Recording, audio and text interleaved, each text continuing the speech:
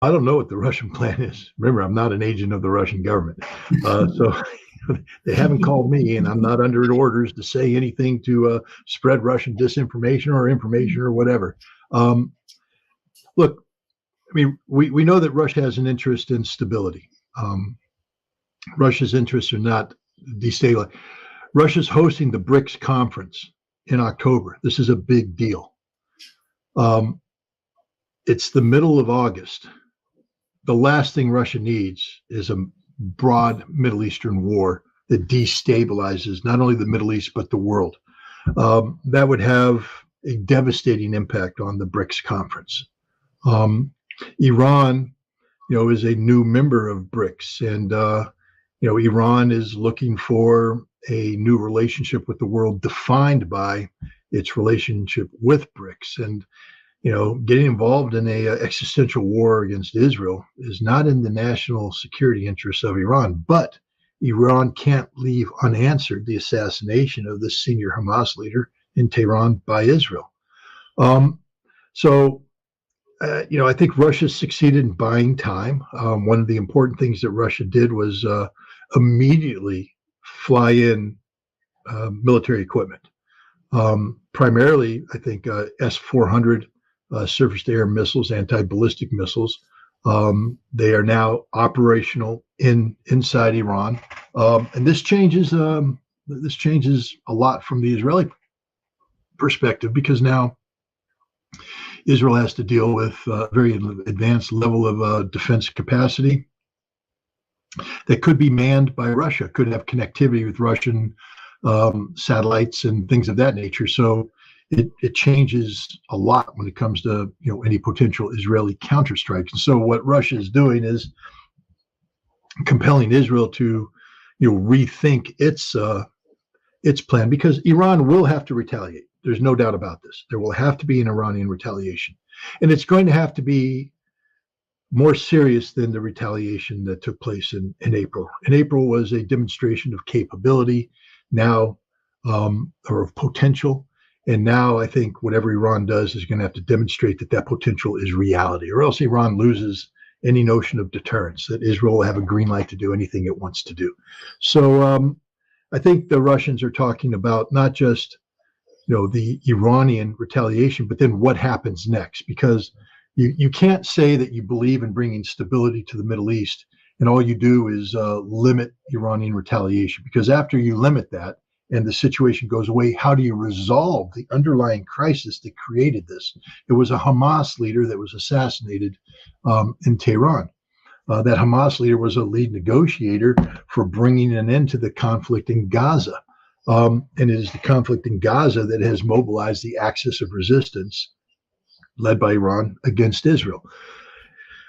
And so by inviting Abbas in, I think, people are like, oh, does that mean that Russia is abandoning Hamas? Because China just had this big conference where they brought 14 different Palestinian factions together into a singularity, including Hamas and Fatah. But Abbas is the president of the Palestinian Authority. And right now he continues to be the face of legitimacy of the Palestinian state, or what passes for a Palestinian state. He has no credibility amongst the Palestinian people and pretty much zero credibility around the world. He's recognized as an old, feeble, corrupt person. So why is Putin meeting with him? I think this might be the equivalent of Nancy Pelosi's conversation with Joe Biden, which is, it's time for you to go. You need to step aside. You need to relinquish power. If you want to live here in Moscow, maybe we'll give you a nice dacha out there, but it's time for you to get out of the way. Your day is done. You are more of a problem than you are a solution. The Palestinian people view you as a shill for Israel because you are a shill for Israel. I think that might be the conversation that's taking place in much more diplomatic terms by the Russians, who initiated, by the way. They're the ones, the Chinese may have closed the deal, but it was the Russians who originally talked to Hamas and Fatah about coming together and creating this generic governmental representation for the Palestinian people. It's absolutely essential, because Israel says we will never deal with Hamas. So sort of taking the page out of the American book, back when the YPG in Syria, the Kurdish independent group. It's really a front for the PKK, which is a Turkish Kurdish independence group that Turkey and much of the world says is a terrorist organization, including the United States. And yet we're dealing with the YPG, which is an adjunct to the PKK. And the United States is like, well, we can't deal with terrorists. How do we handle this? Why don't you guys just call yourself something different? We'll call you the Syrian Democratic Forces. Problem solved. You're still the same terroristic son of a bitch we were dealing with last week. We just changed your name. And, that's sort of the approach Russia's taking, which is let's take Hamas, blend them up with Fatah, and we got something different that's not called Hamas. And now the Israelis will have to deal with this. That's the idea, but they can't as long as Israel keeps interfacing with Abbas. As long as Israel says this is the legitimate face of the Palestinian people. So I think Abbas is the problem. Abbas has to go and make way for this new thing that China and Russia have come up with. Let's back up just a second here. One, Israel made it clear that if Iran attacks precipitously in a manner that brings about Israeli civilian casualties, that Israel will have to respond, and they will respond by attacking Iran's nuclear infrastructure. Some of that nuclear infrastructure is buried underground, and the conventional bunker busting bombs that the United States has provided to Israel can't penetrate it. Which means that if Israel were to follow through with its threat to attack the nuclear infrastructure, and that threat was to have any meaning that you have to destroy that which you attack, Israel will have to use a nuclear bunker busting weapon. That means that Israel would use nuclear weapons against Iran. And that's really an outcome nobody wants, because that just uncorks the nuclear genie, and it will never be recorked until Israel itself is destroyed by nuclear weapons, one way or another. And so Russia basically said, okay, we have to do a couple things. We have to buy time. So the Russians bought time. They do that by providing capability. And the capability is designed to make Iran's nuclear infrastructure and other critical infrastructure a much more difficult target. Remember, hitting Iran is not going to be easy. Israel will have to, fly long distances. They will have to refuel, and then they will have to penetrate layered air defense to get to the target they want to bomb and then get out of there. Israel had a certain attack profile already determined based upon Iran's existing air defense capabilities. And they had rehearsed that because this is something that just doesn't happen on the seat of the pants. It's a very carefully rehearsed strike package that Israel's run through the Negev desert, and they have all their plans in, and they know how to do this. And Russia just made all the Israeli plans go away because now Israel has to deal with the S-400, which is a completely different ballgame. And Russia brought in other intelligence collecting capabilities, electronic warfare capabilities. Basically, they just made this problem of bombing Iran orders of magnitude more difficult. And so that's changed the Israeli response, which means now that Israel will have to increase its threshold of pain, because Israel isn't going to just go out there and blow things up if they can lose a whole bunch of pilots, a whole bunch of airplanes. They do risk management. And so by increasing the pain threshold, meaning that now Israel, in order to carry out that strike, they're going to have to lose a lot of equipment. That means that Israel now will be willing to absorb some pain as long as the pain delivered by Iran isn't as great. And so now Russia turns to the Iranians and says, if you need to attack, it needs to be a very focused attack on a very specific target, and no civilian casualties. And so Iran right now is revising its target planning, I believe.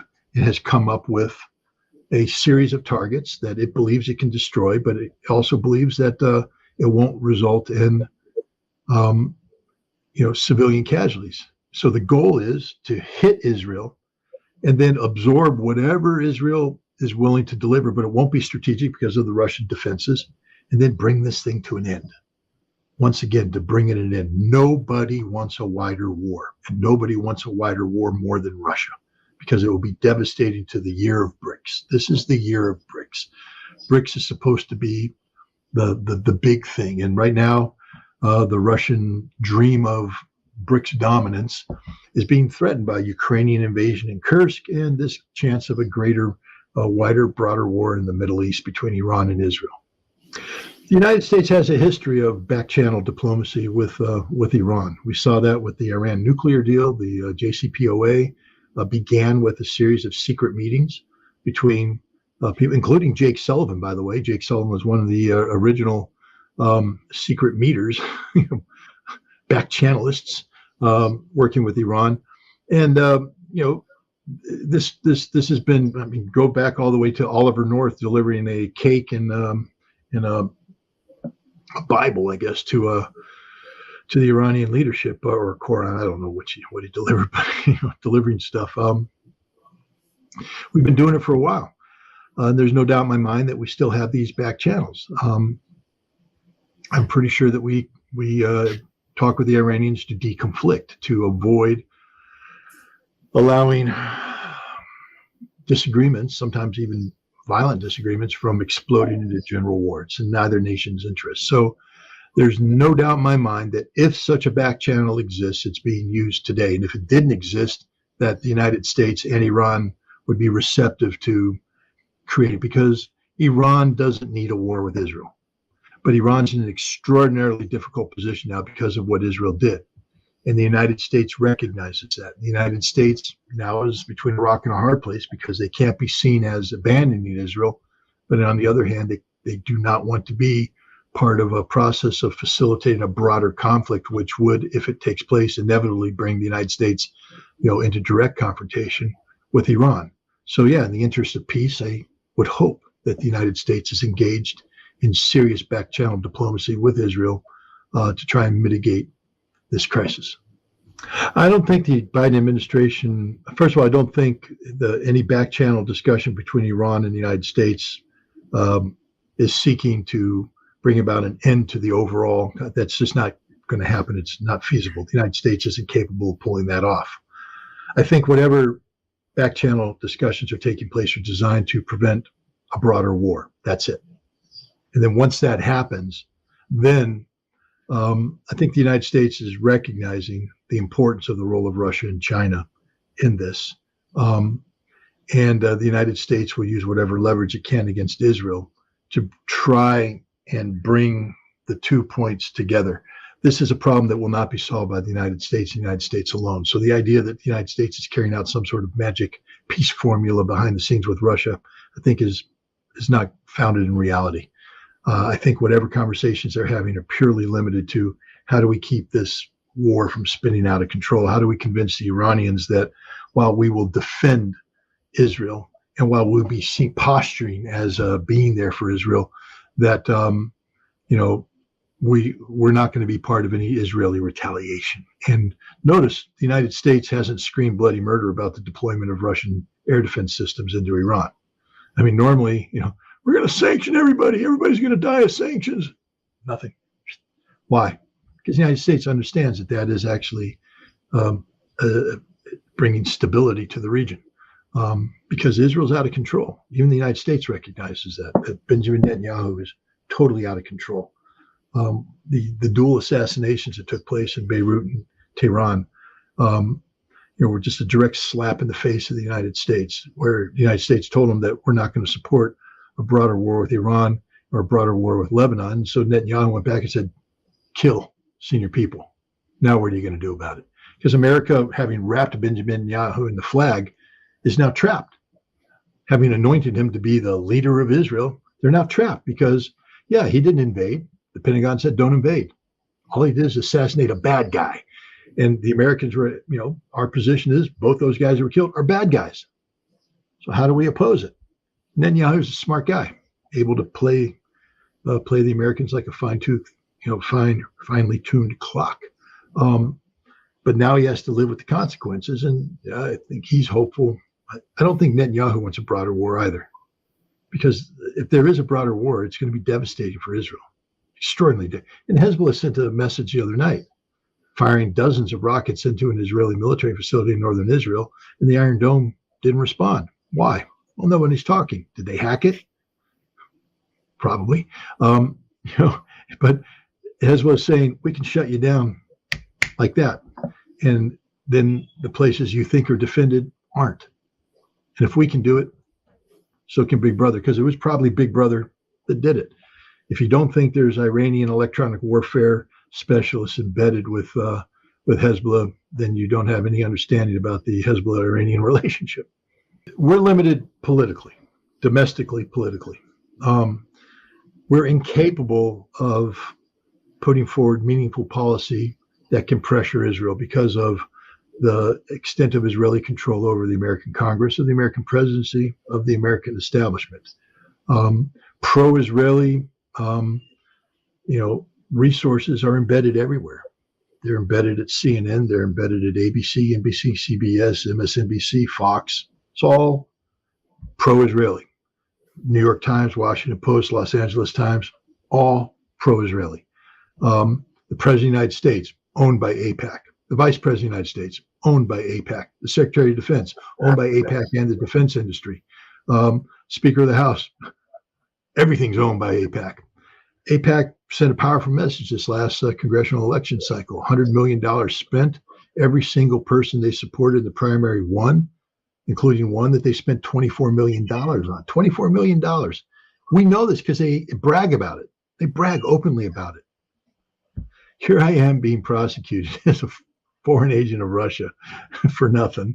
And Israel is buying American politicians, and they just get away with it. I mean, the hypocrisy is just stunning. But, no one's going to do anything, because how do you prosecute yourself? Well, first of all, we need to understand that Benjamin Netanyahu only cares about Benjamin Netanyahu. He cares about his political survival. And in that context, we also have to point out that many people, including myself, have written him off before. I thought it was the end of Benjamin Netanyahu when he lost the last election. I thought for certain he'd be arrested, charged, put on trial, spend the rest of his life in jail. But he's a political survivor, and he knows Israel better than just about anybody. And he was able to orchestrate successive collapses of opposition government until he was able to assemble a coalition and win election. And then he did an attack on the courts and ended the ability for him to be prosecuted, at least while he's in office. Let's see what happens when he leaves. But he knows that once he leaves office, there will be an accounting. He will be held accountable not only for his past crimes, but for the perception that he was criminally negligent based upon what happened on October 7th. And now Israel is being held criminally negligent by the world for the actions ordered by Netanyahu, the empowerment of the far right, which brings in, Talmudic thinking when it comes to, Israel's relationship with the Palestinians. These are human animals. Rape is permitted, encouraged, on and on and on. So Netanyahu knows that he can't fail. So if you know you can't fail, and you know what the consequences of failure are, that means that you've just expanded the options available to you, because some options which a rational player would say, the consequences of failure on that are too grave. We're going to ratchet it down a little bit and take the middle ground. For him, he has no choice. He can't play safe. He has to go hard the whole time. And that's what he's doing right now in provoking these crises. That's what his motivation is, to stay in power. The Israeli Defense Force, I used to work very closely with them back in the 1990s. And I respect their professionalism. This is before I understood before they had been perverted by the far right, which insinuated itself everywhere in Israel, including the military, so that people who once may have had a capacity for human compassion no longer do. Religious fanatics have taken over, so that Dahiwa principles, mowing the grass, become the norm. That wasn't the IDF that I dealt with.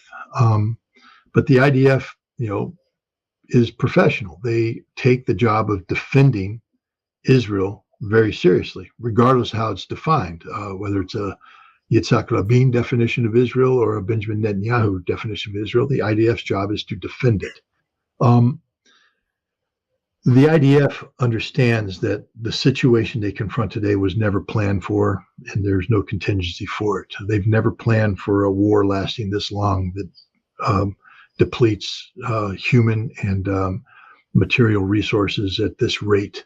They're exhausted, both physically, morally, and materially. They've run out of spare parts for their tanks, so every tank that's damaged is equivalent of a destroyed tank. They're running out of ammunition.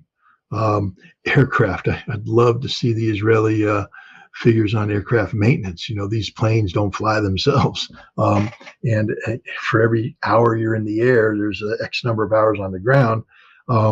These planes have to be shooting through, maintenance windows that can't be maintained because of operational tempo. So there's just a whole bunch of things happening that have the Israeli military saying, we can't continue to do this. Not only can't we continue to do this, but we can't expand this operation into both a full-scale reinvasion of Gaza or a full-scale war with Hezbollah. So there's a disconnect. The Israeli Defense Force leadership is not supportive of the forever war that Benjamin Netanyahu needs to continue to stay in power. They recognize an absolute necessity to bring this war to an end, and so you have a difference of opinions there. And this gets interesting. I just again want to remind your listeners that before the October 7th attack took place, Israel was in a state of crisis with tens of thousands, hundreds of thousands of people in the streets protesting against Benjamin Netanyahu. And the president of Israel at that time said that Israel was on the cusp of real civil war, not civil conflict, not civil disobedience, civil war between two armed elements who were vociferously opposed to one another, who would fight it out as a war. That situation hasn't gone away. There's still deep divisions within Israel. October 7th, they tried to paper over those divisions, but they're being exposed. And many of those divisions relate to Benjamin Netanyahu as a human being, as a failed political leader. And the Israeli army knows this. They understand how sensitive. Heck, we saw it play out when those 9 Israeli soldiers who raped Palestinian prisoners were in prison. And we saw a near civil war break out as elements of the Israeli society and elements within the Israeli military not only demanded their release, but in one ridiculous moment, were pounding on the doors demanding to be allowed in so they could rape Palestinian prisoners, because apparently rabbis say that that's okay under Talmudic law. So, it's a very, very dangerous situation. The Israeli military is aware of that, and I think that's why you're seeing a split between the Israeli military and Benjamin Netanyahu. And I think the assassinations that took place, again, those assassinations would have been carried out by the Mossad, represent some sort of compromise solution within the war cabinet of Benjamin Netanyahu. Both Turkey and Pakistan, but especially Turkey, are prisoners to a domestic political reality that ends up impacting foreign policy decisions more than we in the collective West truly understand. Erdogan is a political survivor. He's been in power a long time, and he does it by playing political games, building, rebuilding coalitions. And he just survived, his party survived a local election where he lost a lot of support because of the Israeli problem. And so he is embracing policy directions, articulating policy, saying things that seeks to repair the damage that was made between himself and his party and the Islamist element of Turkey. I think people should remember that even though the history of modern Turkey, Turkish Republic, is one of a secular republic, that it's always been a deeply Islamist state, and the Turkish people are deeply religious.